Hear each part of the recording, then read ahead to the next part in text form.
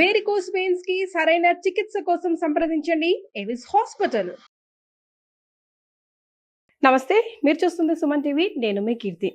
2025 సంవత్సరంలో మహిళలకి, వివిధ రాశుల్లో జన్మించిన మహిళలకి ఎలా ఉండబోతోంది, ఎంత మంచి జరగబోతోంది, ఎంత చెడు జరగబోతోంది, దానికి ఏం పరిహారాలు చేసుకుంటే వచ్చే సంవత్సరం అంతా మనం హాయిగా గడపచ్చు, ఇలాంటి విషయాలు మనకు తెలియజేయడానికి మనతో పాటు ప్రముఖ ఆస్ట్రాలజర్ బ్రహ్మశ్రీ నందిబట్ల శ్రీహరి శర్మ గురుగారు ఉన్నారు. నమస్తే గురుగారు.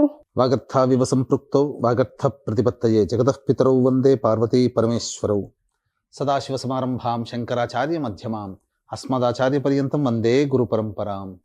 ఆదిత్యాయ చ సోమాయ మంగళాయ బుధాయ చ గురుశుక్ర శనిభ్యశ్చ రాహవే కేతవే నమః.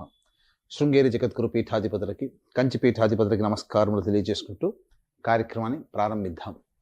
వీక్షించేటువంటి సుమన్ టీవీ ప్రేక్షకులకి గమనించాల్సిన అంశం ఏంటంటే, ఇప్పుడు మనం చెప్పుకోబోయేటువంటి అన్నీ కూడాను 12 రాశులకు సంబంధించి ఈ 2025 సంవత్సరంలో జనవరి 1వ తారీఖు నుంచి డిసెంబర్ 31వ తారీఖు వరకు ఏ విధంగా ఉండబోతున్నటువంటి విషయాల గురించి తెలియజేసుకుంటున్నాం. చాలామంది ఆక్షేపణ చేసేటువంటి విషయం ఏంటంటే, రాశుల ఫలితాలు అనేటువంటివి ఉగాది నుంచి మళ్ళీ వచ్చే సంవత్సరం ఉగాది వరకు కదా చెప్పాల్సింది, మరి కొత్త సిస్టమ్ని జనవరి నుంచి డిసెంబర్ వరకు చెప్పడానికి గల కారణం ఏంటి అని అంటున్నారు. అంటే మనకు ఒకటి చెప్పబడి ఉంది, ప్రపంచమంతా కోడై ఒక విషయం మీద ఒకే అభిప్రాయానికి వస్తే అది శాస్త్రము ధర్మబద్ధమై కూర్చుంటుంది.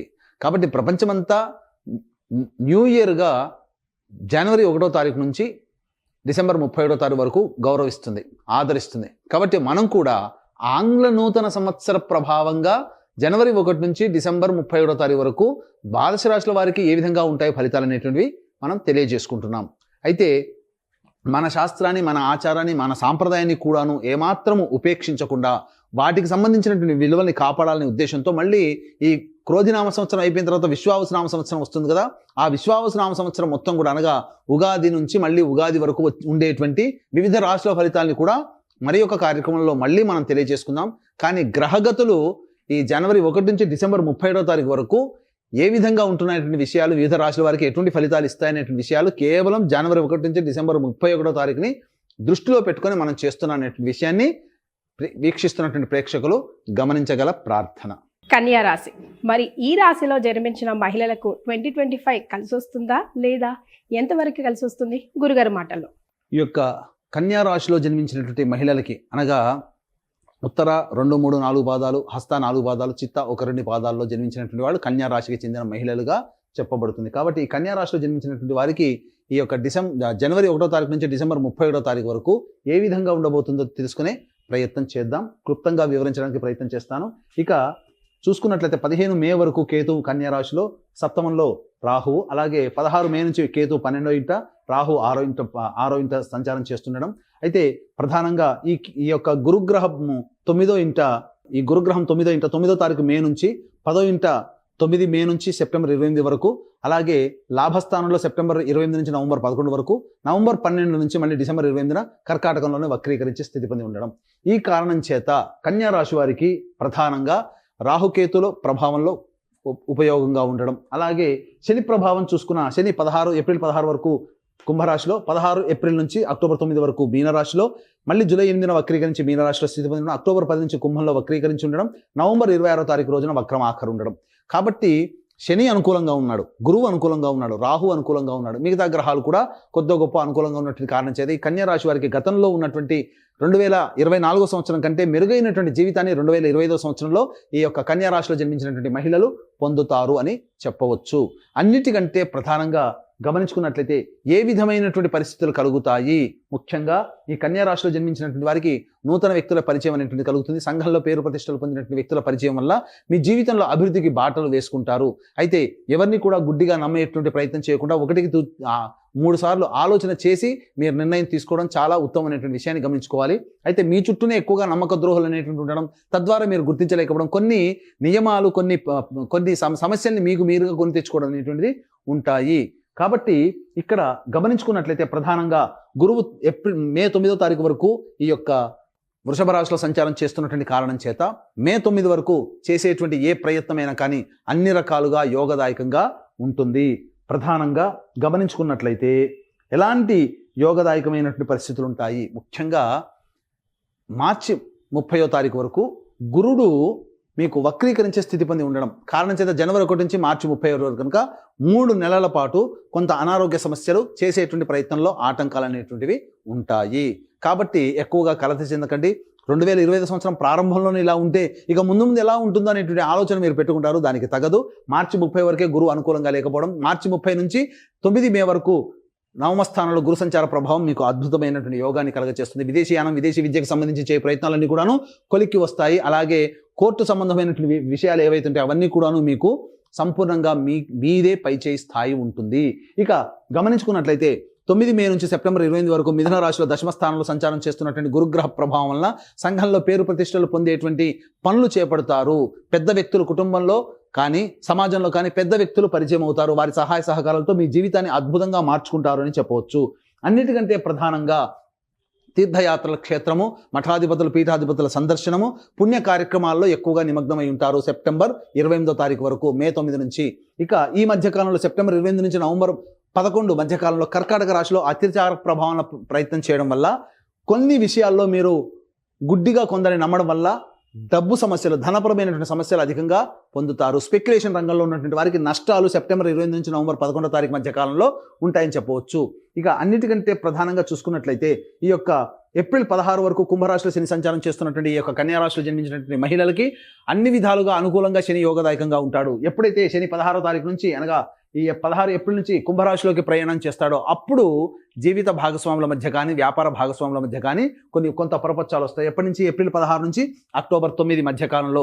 ఈ యొక్క సంబంధించినటువంటి అన్ని నెలలు ఇబ్బందిగా ఉంటాయంటే మళ్ళీ ఇక్కడ జూలై 8వ తారీఖు నుంచి వక్రీకరించినటువంటి శని ప్రభావం వల్ల మళ్ళీ యోగదాయకంగా శని మారబోతున్నాడు. ఎప్పటి వరకు ఉంటున్నాడు? శని జూలై 8 నుంచి అక్టోబర్ 10 వరకు కుంభంలోనే స్థితి పొంది ఉండడం. ఇక నవంబర్ 26వ తారీఖు రోజున అనగా అక్టోబర్ 10వ తారీఖు రోజున కుంభరాశిలోనే వక్రీకరించినటువంటి కారణం చేత ప్రధానంగా అక్టోబర్ 10 నుంచి నవంబర్ 26 మధ్య కాలంలో మీ యొక్క సంతానముతో కొన్ని ఇబ్బందులు అనేటువంటివి ఎదుర్కొంటారు. ముఖ్యంగా మీ ఆలోచనలు ఏవైతే ఉంటాయో అవన్నీ కూడాను మీకు వ్యతిరేకంగా మారుతాయి. కాబట్టి నిర్ణయాలు తీసుకునేటప్పుడు అక్టోబర్ 10 నుంచి నవంబర్ 26 మధ్య కాలంలో జాగ్రత్తగా నిర్ణయాలు తీసుకోండి. సంతానంతో కూడాను విభేదాలు పనికిరాదు. సంతానం మూలకంగా అక్టోబర్ 10 నుంచి నవంబర్ 26 మధ్య కాలంలో సంతానం మూలకంగా ఖర్చులు పెరుగుతాయి. అయితే నవంబర్ 26 నుంచి మళ్ళీ డిసెంబర్ వరకు కూడాను శని యోగదాయకంగా ఉంటున్నాడు. కాబట్టి ఆల్మోస్ట్ ఈ యొక్క కన్యా రాశిలో జన్మించినటువంటి వారికి 2024 కంటే 2025 అద్భుతంగా ఉంటుంది, అందులో సందేహం లేదు. ఇక కేతువు దశమ స్థానంలో సంచారం చేస్తున్నటువంటి 16 మే నుంచి కారణం చేత, రాహు కూడాను 16 మే నుంచి కుంభరాశిలో సంచారం చేస్తున్నటువంటి కారణం చేత ముఖ్యంగా అన్ని విధాలుగా యోగదాయకంగా ఉంటుంది. ఇటు గురువు మే 9 నుంచి సెప్టెంబర్ 25, 16 మే నుంచి కేతువు. ఈ విధంగా కేతువు ద్వాదశంలో, దశమంలో గురువు. ఈ కారణం చేత ముఖ్యంగా దైవానుగ్రహం సంపూర్ణంగా ఉంటుందండి. దైవ పూజల్లో నిమగ్నం అవుతారు, దైవ కార్యాలు చేస్తారు. సొసైటీకి సంబంధించి మీరు ఏదైనా సహాయ సహకారాలు అందజేస్తారు. సేవా కార్యక్రమాలు, మీ యొక్క డబ్బు సేవకై వెచ్చిస్తారు ఈ కన్యా రాశిలో జన్మించినటువంటి మహిళలకి.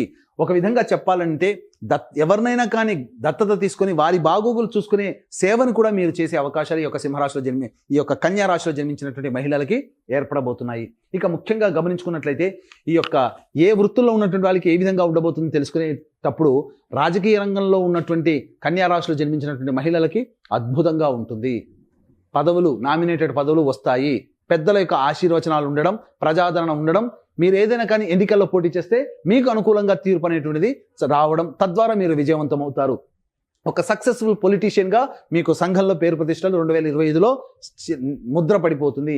ఇక ఈ యొక్క కన్యా రాశిలో జన్మించినటువంటి కేంద్ర రాష్ట్ర ప్రభుత్వ మహిళలు ఎవరైతే ఉన్నారో వాళ్ళకి ఆశించిన మేర ప్రమోషన్స్తో కూడుకున్నటువంటి అధికార బదిలీలు జరుగుతాయి. ఏదైనా కోరుకున్న చోటికి బదిలీలు జరుగుతాయి. ప్రైవేట్ రంగంలో ఉన్నటువంటి వారికి అద్భుతమైనటువంటి యోగకాలంగా ఉంటుంది. మీకు భవిష్యత్తు ఆనందదాయకంగా ఉంటుంది. నిరుద్యోగస్తులకి ఉద్యోగ లభ్యత ఈ యొక్క 2025 సంవత్సరంలో కన్యా రాశి వారికి సంబంధించిన మహిళలకి కలుగుతుంది. ఇక సాఫ్ట్వేర్ రంగంలో ఉన్నటువంటి వారికి వారి కోరికలు నెరవేర్చుకుంటారు. నూతన ఉద్యోగంలో అభివృద్ధి, ప్రమోషన్స్, బాధ్యతలు పెరగడం, తద్వారా కుటుంబ జీవితము, ఉద్యోగ జీవితం ఆనందంగా నిర్వర్తించగలిగేటువంటి పరిస్థితి ఈ కన్యా రాశిలో జన్మించినటువంటి మహిళలు కలుగుతుంది. ప్రైవేట్ ఉద్యోగంలో చేసేటువంటి వాళ్ళకి బాధ్యతతో కూడుకున్నటువంటి ఉద్యోగము, అధికారుల యొక్క అండదండలతో మీరు పొందుతారు. అయితే ఈ యొక్క ఉద్యోగం అనేటువంటిది నిరుద్యోగస్తులకి ఎప్పుడు ప్రయత్నం చేయాలి? ఎందుకంటే నిరుద్యోగస్తులు ఉద్యోగ ప్రయత్నం చేస్తుంటారు. అలాగే ఆల్రెడీ ఉద్యోగం చేస్తున్నటువంటి వాళ్ళు ఏ సమయంలో గనక కొత్త ఉద్యోగం కోసం ప్రయత్నం చేస్తే మీకు అనుకూలంగా ఉంటున్న విషయాల గురించి మనం తెలియజేసుకుందాం. ఫిబ్రవరి 11 నుంచి మార్చి 13 వరకు ఉన్నటువంటి సమయం అద్భుతమైన సమయం ఉద్యోగ మార్పుకి, ఉద్యోగం పొందడానికి. అలాగే జూన్ 14 నుంచి ఆగస్టు 16 ఉన్నటువంటి మధ్యకాలం కూడా ప్రమోషన్స్ వస్తాయి లేదా ఉద్యోగ మార్పు అన్ని విధాలుగా ఆరోగ్యంగా ఉంటుంది. ఇక నవంబర్ 15 నుంచి డిసెంబర్ 15 మధ్యకాలం కూడా అద్భుతంగా ఉంటుంది. కాబట్టి చెప్పినటువంటి ఈ టైమింగ్ జోన్లో కనుక మీరు ఉద్యోగ ప్రయత్నాలు కానీ చేసినట్లయితే నిరుద్యోగస్తులకి ఉద్యోగము, ఆల్రెడీ ఉద్యోగం చేస్తున్నటువంటి వాళ్ళకి ప్రమోషన్స్, ఇంక్రిమెంట్స్తో కూడుకున్నటువంటి ఉద్యోగము లభిస్తుంది. ఇక గమనించుకున్నట్లయితే ఎప్పుడు ఆనందదాయకంగా ఉంటుంది, జనవరి 21 నుంచి ఏప్రిల్ 1వ తారీఖు వరకు ఇటు కుజగ్రహ ప్రభావం కూడా అనుకూలంగా ఉన్నటువంటి కారణం చేత మీరు చేసేటువంటి వృత్తి, ఉద్యోగ, వ్యాపారాల్లో మంచి జరుగుతుంది. లాయర్ వృత్తిలో ఉన్నటువంటి వాళ్ళకి అన్ని విధాలుగా ప్రమోషన్స్ ఉంటుంది. అలాగే గొప్ప బాధ్యతలు, పదవులు లభించేటువంటి అవకాశం ఉంటుంది. ఈ సంబంధించినటువంటి ఈ యొక్క కుజగ్రహ ప్రభావం వలన జనవరి 21 నుంచి ఏప్రిల్ 1వ తారీఖు వరకు మంచి జరిగేటువంటి అవకాశాలు ఎక్కువగా గోచరమవుతున్నాయి. ఈ విధంగా ఇంకో విధంగా చెప్పాలి అని అంటే, ఏదైతే న్యాయ సంబంధమైనటువంటి వివాదాల్లో ఉంటారో వాటికి పరిష్కారం జనవరి 21 నుంచి ఏప్రిల్ 1వ తారీఖు మధ్యకాలంలో మీకు సంభవం అవుతుంది. కాబట్టి దంపత విభేదాలు కానీ లేకపోతే భాగస్వామ్య విభేదాలు కానీ కూర్చొని చర్చించుకుంటే జనవరి 21 నుంచి ఏప్రిల్ 1వ తారీఖు మధ్యకాలంలో సమసిపోతాయి. కోర్టు సమస్యలు కూడా సమసిపోతాయి. ఇక మళ్ళీ ఎప్పుడు బాగుంటుంది, ఏప్రిల్ 21 నుంచి జూన్ 4 మధ్యకాలంలో ప్రధానంగా చూసుకున్నట్లయితే ఈ యొక్క లాభస్థానంలో కుజగ్రహ సంచార ప్రభావం, ఈ సమయం కూడా మిగతా గురుగ్రహము, శనిగ్రహము అనుకూలంగా ఉన్నటువంటి ఈ కారణం చేత ఈ సమయం కూడా చాలా అనుకూలంగా ఉంటుందని చెప్పవచ్చు. ఇక మళ్ళీ అక్టోబర్ 25 నుంచి డిసెంబర్ 5వ తారీఖు మధ్యకాలంలో ఇటు రవిగ్రహము, ఇటు కుజగ్రహము, అటు శనిగ్రహము, రాహుగ్రహము మరియు గురువు కూడాను అనుకూలంగా ఉన్నటువంటి కారణం చేత సర్వ విధాలుగా ఈ చెప్పినటువంటి అక్టోబర్ 25 నుంచి డిసెంబర్ 5 మధ్యకాలంలో సమయం చాలా బాగుంటుంది. ఇక గమనించుకున్నట్లయితే ఈ యొక్క కన్యా రాశిలో జన్మించినటువంటి సినీ రంగ ప్రముఖులు కానీ మనుషులు కానీ ఎవరైనా ఉన్నా, అనగా సినీ రంగము, టీవీ సీరియల్ రంగము, అలాగే ప్రింటింగ్ అండ్ ఎలక్ట్రానిక్ మీడియా రంగంలో ఉన్నటువంటి వాళ్ళు, అలాగే నాటక రంగంలో మరియు నాట్యము, సంగీతము సంబంధించినటువంటి వృత్తుల్లో ఉన్నటువంటి వాళ్ళు, ముఖ్యంగా టీవీ సీరియల్స్ నటించేటువంటి నటులకి వీళ్ళకందరికీ కూడాను గొప్ప బాధ్యతతో కూడుకున్నటువంటి ప్రాజెక్టులు వస్తాయి. లాంగ్ ప్రాజెక్ట్స్ అనేటువంటి సైన్ చేస్తారు. తద్వారా మీకు కొన్ని సంవత్సరాల వరకు మీకు ఆదాయానికి లోటు అనేటువంటిది ఉండదు. గొప్ప ప్రాజెక్టులో మీరు ఉండడం వల్ల మీకు ప్రజాదరణ పెరిగేటువంటి విధంగా, ఆదాయం పెరిగేటువంటి విధంగా మీకు కొత్త ప్రాజెక్టులు వస్తాయి. కాబట్టి చక్కటి అంది వచ్చినటువంటి అవకాశాన్ని అందిపుచ్చుకొని ఈ యొక్క కళారంగంలో ఉన్నటువంటి వాళ్ళు అభివృద్ధిని పొందుతారని చెప్పవచ్చు. ఈ యొక్క కన్యా రాశిలో జన్మించినటువంటి విద్యార్థినులు గురు, శని, రాహువుల యొక్క ప్రభావము, కుజగ్రహ ప్రభావం ఉండడం వల్ల పోరాట పటిమతో ఉత్తీర్ణత శాతము అన్ని విధాలుగా పొందుతారు. పరీక్షల్లో ఉత్తమ శ్రేణి మార్కులతో మీరు పాస్ అవుతారు. కోరుకున్న చోట విద్యా సంస్థల్లో మీకు ప్రవేశం లభిస్తుంది. పరీక్షల్లో అన్నింటా మీదే ప్రథమ శ్రేణి ఉత్తీర్ణత శాతం మీకు ఉంటుందని చెప్పవచ్చు. ఇక ఈ యొక్క సంబంధించినటువంటి కన్యా రాశిలో జన్మించినటువంటి మహిళలు, ముఖ్యంగా ఈ రెస్టారెంట్ బిజినెస్ నడిపేటువంటి వాళ్ళు, ఫుడ్ సంబంధించినటువంటి బిజినెస్ నడిపేటువంటి వాళ్ళు, general stores, super markets, FMCG రంగంలో ఉన్నటువంటి వాళ్ళు, ఎడ్యుకేషనల్ ఇన్స్టిట్యూషన్స్, జ్యువెలరీ రంగంలో ఉన్నటువంటి వాళ్ళు, అలాగే బ్యూటీ పార్లర్లు, లేడీస్ ఎంపోరియం, క్లాత్ ఎంపోరియం నడిపేటువంటి మహిళలు, ముఖ్యంగా రోడ్డు మీద పండ్లు ఇతరత్ర వ్యాపారాలు చేసుకునేటువంటి వాళ్ళు, అలాగే కర్రీ పాయింట్స్ పెట్టుకునేటువంటి వాళ్ళు, వీళ్ళకందరికీ కూడాను ఏప్రిల్ అనగా మే 9వ తారీఖు వరకు అద్భుతమైనటువంటి కాలము. ఈ మే 9 నుంచి సెప్టెంబర్ 28 మధ్య కాలంలో కూడా అద్భుత కాలం. అనగా జనవరి 1వ తారీఖు నుంచి సెప్టెంబర్ 28వ తారీఖు వరకు అద్భుత కాలం. అయితే జనవరి 1 నుంచి మార్చి 30 వరకు గురువు అనుకూలంగా లేడు. కాబట్టి వ్యాపార విస్తరణ, ఈ చెప్పబడినటువంటి రంగాల్లో ఉన్నటువంటి వాళ్ళు కొత్తగా వ్యాపారం ప్రారంభించాలి, ఇంకొక బ్రాంచ్ ఏర్పాటు చేయాలి, లేదా డబ్బులు పెట్టి వ్యాపారాన్ని బాగా అభివృద్ధి చేయాలి అనుకుంటే మాత్రం ఏప్రిల్ 1వ తారీఖు నుంచి ప్రారంభించండి. మార్చి 30 వరకు గురువు అనుకూలంగా లేడు. ఈ కారణం చేత మార్చి 30 నుంచి సెప్టెంబర్ 28 తారీఖు వరకు ఉన్నటువంటి కాలం అద్భుతమైనటువంటి కాలము. ఇటు గురుగ్రహము, శని, రాహుగ్రహాలు సంపూర్ణంగా అనుకూలిస్తాయి. మధ్యలో కుజగ్రహం కూడా అనుకూలిస్తుంది, రవిగ్రహం కూడా అనుకూలిస్తుంది. ఇన్ని గ్రహాలు అనుకూలంగా ఉన్నటువంటి కారణం చేత కన్యా రాశిలో జన్మించినటువంటి వాళ్ళని ఎవరు ఆపుతారండి? తప్పకుండా అన్నింటి విజయం మీదే సంబంధించి ఉంటుంది.